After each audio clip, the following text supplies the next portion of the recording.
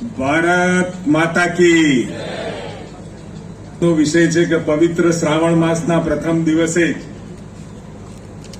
પાણીદાર અમરેલીની ધરતી ઉપર આવવાનું મને સૌભાગ્ય પ્રાપ્ત થયું છે. નાગનાથ મહાદેવના દર્શન કરી અને તમારા વચ્ચે આવ્યો છું. ભોળેનાથની કૃપા અમરેલી, ગુજરાત અને ભારત વર્ષ ઉપર રહે એની પ્રાર્થના કરી છે. અને આપ સૌને આરોગ્યની સુવિધાઓ માટે વખતો વખત મળતી આખા ગુજરાતને અને ગુજરાતના ભૌગોલિક વિસ્તાર અને ભૌગોલિક વિસ્તારની સાથે અંતરની દ્રષ્ટિએ વધુમાં વધુ આરોગ્યની સેવાઓ ઝડપી પૂરી કરી શકાય એનો પ્રયત્ન આદરણીય ભૂપેન્દ્રભાઈ પટેલની સરકાર સતત કરતી રહી છે. ત્યારે આવા સરસ મજાના કાર્યક્રમમાં અને એમાં પણ જ્યારે મેં આ બગસરાનું CHC હોસ્પિટલનું લોકેશન જોયું એટલે મને ખૂબ આનંદ થયો. ગામની વચ્ચોવચ્ચ કોઈને ક્યાંય દૂર જવું ના પડે અને સીધે સીધા ઘેર મહેલામાંથી ઉઠી, શેરીમાંથી ઉઠી અને કઈ નાની મોટી મુશ્કેલી હોય તો સીધે સીધા હોસ્પિટલ આવી શકાય એવા પ્રકારનું લોકેશન પણ આપણને મળ્યું છે. ત્યારે જેવીભાઈ, જનકભાઈ, અમારા પ્રમુખ અતુલભાઈ કાનાણી અને આરોગ્યની સુવિધાઓ માટે વખતો વખત રાજ્ય સરકારની યોજનાઓ સાથે ભારતીય જનતા પાર્ટીનું સંગઠન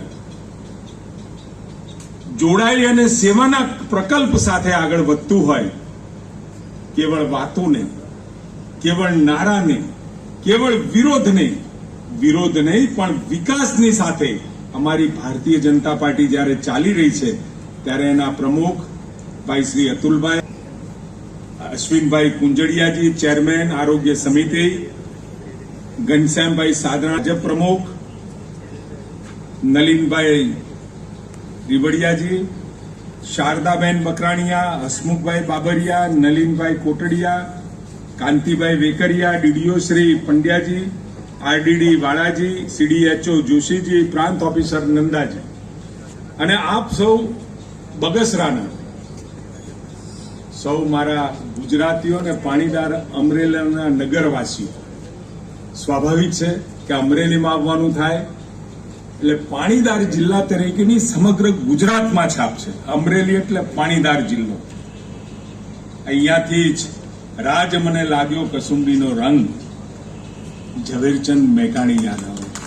લોક સાહિત્ય વારસાના ભીષ્મ પિતામહ પદ્મશ્રી દુલાબાયા કાગ એની યાદ આવે અને એની સોડમ આ ભૂમિમાંથી સમગ્ર ગુજરાતમાં પ્રસરી છે.